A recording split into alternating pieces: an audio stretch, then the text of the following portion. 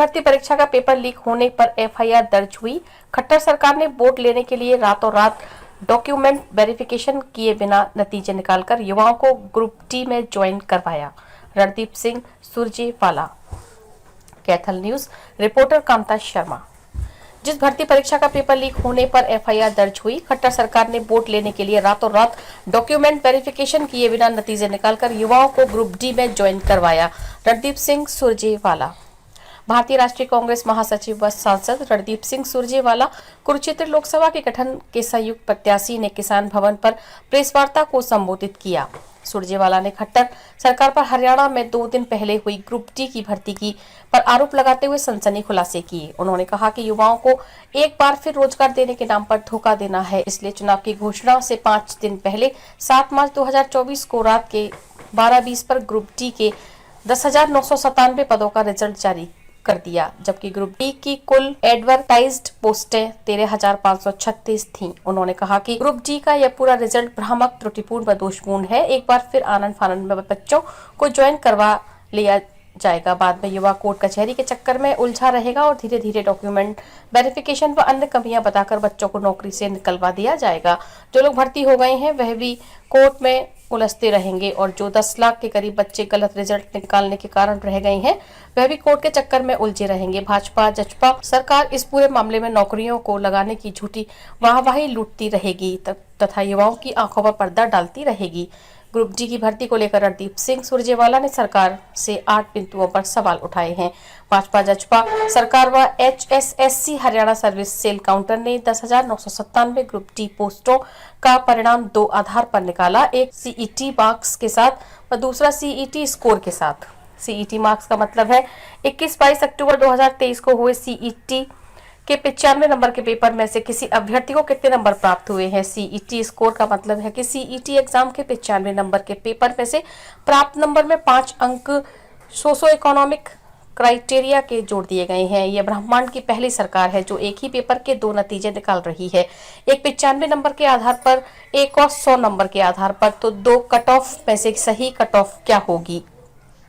Punjab Haryana high court की खंडपीठ ने 19 जनवरी 2023 को सोशो इकोनॉमिक क्राइटेरिया पर स्टे दे दिया, यानी पाबंदी लगा दी। हाईकोर्ट ने ऑर्डर की प्रतिलिपि संलग्नक 1-2 संलग्नक है। अब खट्टर जी यह बताएं कि अगर सोशो इकोनॉमिक क्राइटेरिया के नंबर स्टे कर दिए गए हैं तो फिर उन सेलेक्टेड अभ्यर्थियों को जिनका परिणाम आप सोशो इकोनॉमिक क्राइटेरिया के नंबर के साथ निकाल रहे हैं उनका क्या होगा। मतलब साफ है कि आप उन्हें कोर्ट कचहरी के चक्कर में फिर उलझा रहे हैं तथा इल्जाम विपक्ष पर लगाएंगे।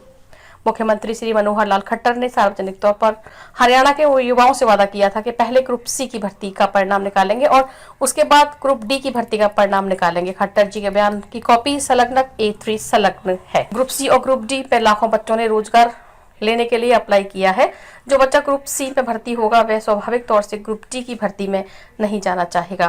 ग्रुप डी की भर्ती का परिणाम पहले आने से और ग्रुप सी का परिणाम बाद में आने से नतीजा यह होगा कि सारे अभ्यर्थी जो ग्रुप डी में भर्ती होने के बाद ग्रुप सी में भर्ती हो जाएंगे वह ग्रुप डी की भर्ती छोड़कर ग्रुप सी में चले जाएंगे।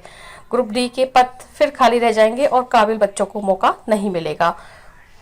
ग्रुप डी की इस भर्ती में सोशो इकोनॉमिक क्राइटेरिया के नंबर परिवार पहचान पत्र के आय के डेटा के आधार पर दिए जा रहे हैं, परंतु परिवार पहचान पत्र का आय का डेटा अपने आप में ही त्रुटि और फ्रॉड से ग्रस्त है। इसलिए PPP के डेटा के आधार पर सोशो इकोनॉमिक क्राइटेरिया के नंबर देना उचित नहीं। दिल्ली पुलिस में ग्रुप डी के पेपर लीक की FIR दर्ज है। इस FIR का नंबर 807/2023 21/10/2023 पुलिस स्टेशन रन होला है। इस FIR की कॉपी संलग्नक A4 संलग्नक है। इस बारे में CET का पेपर रिश्वत लीक होने की 2 अखबारों की खबरें संलग्नक A5 और A6 संलग्नक है। ग्रुप डी की भर्ती का आधार CET का नंबर 95 नंबर का पेपर है। जब प्रथम दृष्टि से यह साफ है कि ग्रुप डी की भर्ती का CET का पेपर ही लीक हो गया था और कल जब सब दोषियों को सजा मिलेगी तो इन सारे भर्ती हुए बच्चों को नौकरियां भी अपने आप चली जाएंगी। इन सब अभ्यर्थियों की जिंदगी के साथ खट्टर सरकार सीधे सीधे खिलवाड़ कर रही है।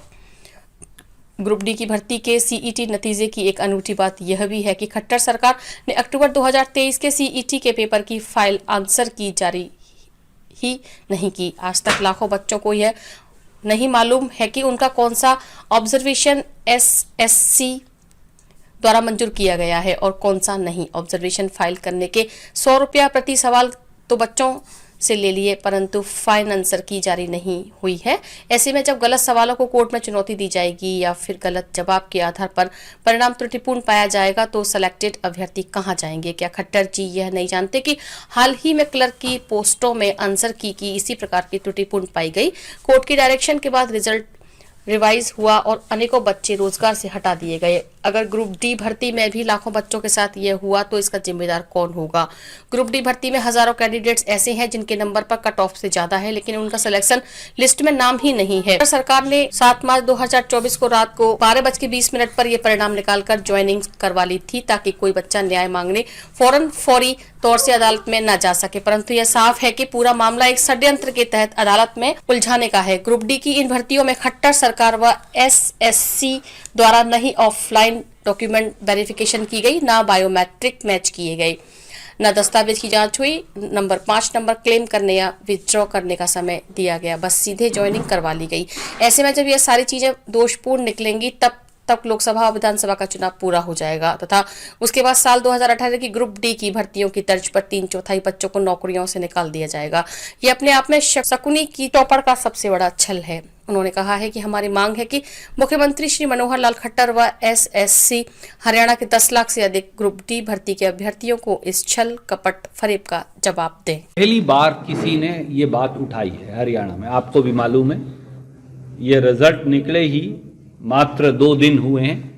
आज हम 9 तारीख पर हैं। ये 7 की रात को 12:20 या 8 की तारीख तो बदल ही जाती 12 बजे।